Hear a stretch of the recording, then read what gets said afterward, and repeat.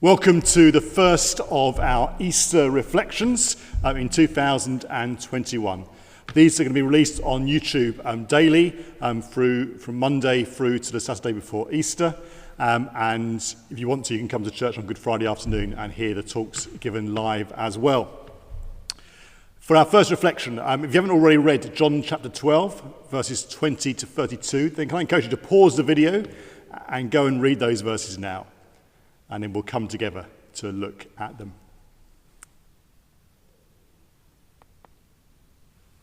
Well, giving birth, I'm told, is a painful experience, but it's also a joyful experience.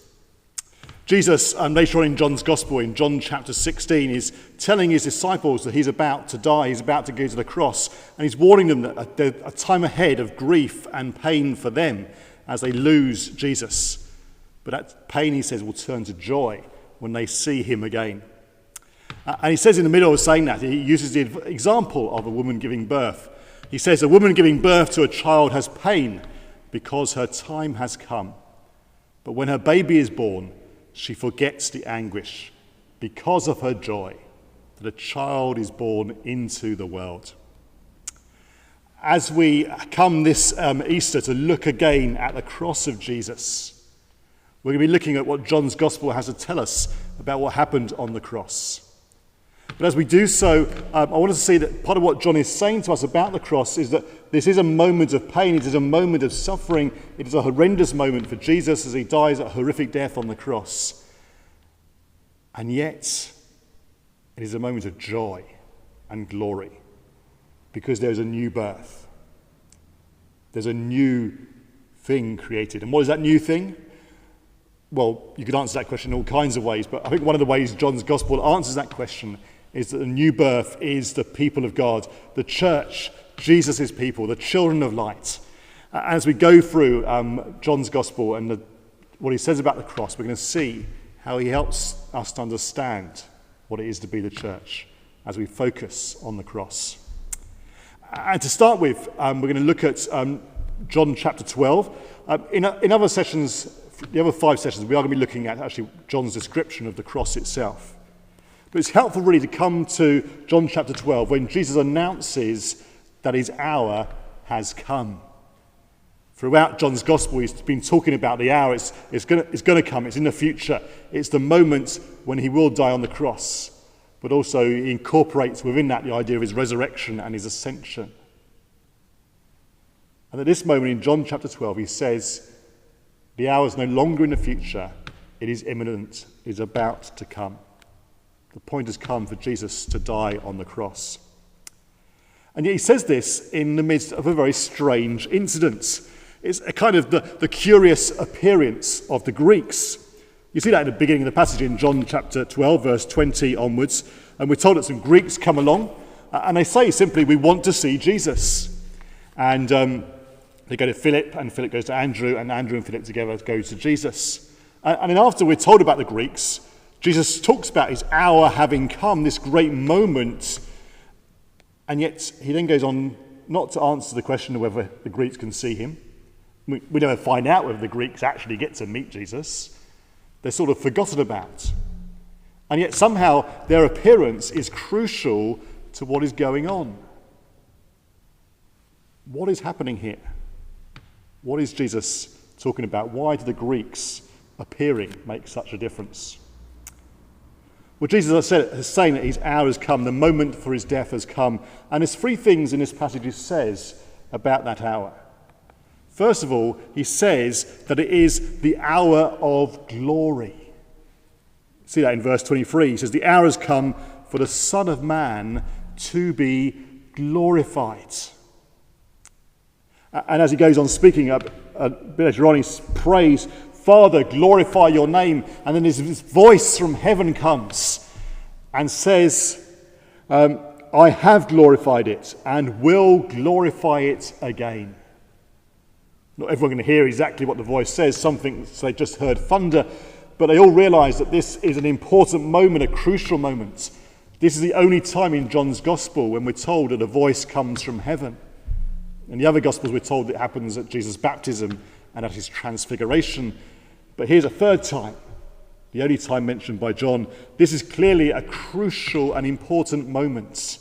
It helps to underline what is happening, that the hour has come, that Jesus' death on the cross is important. And the voice says, I have glorified my name. Jesus has done some amazing things. The most recent in John's Gospel is that he raised Lazarus from the dead after he'd been dead for 4 days. But we've seen other amazing miracles, great signs that point to Jesus' glory. But now the Father says, I have glorified you. But now I'm going to glorify you again. Now is the real moment of glory. Now is the most important moment, the most climactic moment. The cross is the hour of Jesus' glorification. The cross is the most important thing that Jesus has come to do. If you want to see what God is like, if you want to see God's glory, look at the cross. But secondly, Jesus is real. The cross is not going to be easy. It is an hour of falling. In verse 27, he says, now my soul is troubled. And what shall I say? Father, save me from this hour. Jesus realizes that this is going to be a difficult moment, a hard moment. And in verse 24, he says, very truly I tell you, unless a grain of wheat falls to the ground and dies, it remains only a single seed. But if it dies, it produces many seeds. Jesus is real that the cross is going to be the moment of his death. It's a moment of pain, a moment of suffering, a moment of horror. It is a falling and dying. And then he says, look, a seed by itself, unless it dies, unless it goes into the ground, it remains one single seed. The Greeks have come to Jesus. They want to see Jesus, but Jesus can't see the whole world. He can't bring himself to go to Greece, and so far he's only really focused on the Jews. And yet in his death, Jesus, the one grain, will become the many grains, the many seeds. In his death, he will create a people of God, a group of servants, a community of servants that will go and proclaim his message of salvation to the world, so that they can go and they can truly introduce the Greeks to Jesus, but not just the Greeks, all nations, even people in Thanet. Jesus falling means that he, the one seed, will become the many seeds of the church. A church that is called to go out, and as he talks about, to serve him, to be willing to hate their life in this world in order to grasp the life that God longs to give us in the world to come, but also to serve Christ, to go where he goes, to tell people the good news, to create more seeds for him. His death is a falling, but a falling that will mean many seeds and much proclamation. The Greeks will get to see Jesus. But finally, this is also the hour of being lifted up. You see, the cross is a terrible moment, but it's also a moment of triumph, a moment of victory. In a sense, Jesus will overcome the world. The world, John's Gospel said, is full of darkness. The light shone in the darkness, but the darkness did not overcome it. As Jesus is lifted up on the cross, he's literally lifted up. He's literally lifted above the ground, and it's a way of the Romans sort of saying, look, this guy's a criminal, don't be like him. It's a demonstration of what not to be like. It's a demonstration of what the world has done to Jesus. And yet in doing so, the world is condemned. Jesus says in verse 31, now is the time of judgment on this world. As the world sees what it does to God's only Son, to the one who gave them life, to the one who created them, that it kills him on a cross, we see the horror and the darkness of our world. And so the prince of the world, the ruler of the world, the devil, the one who is the enemy of God, the one who has led us all astray, will be defeated. will be dethroned.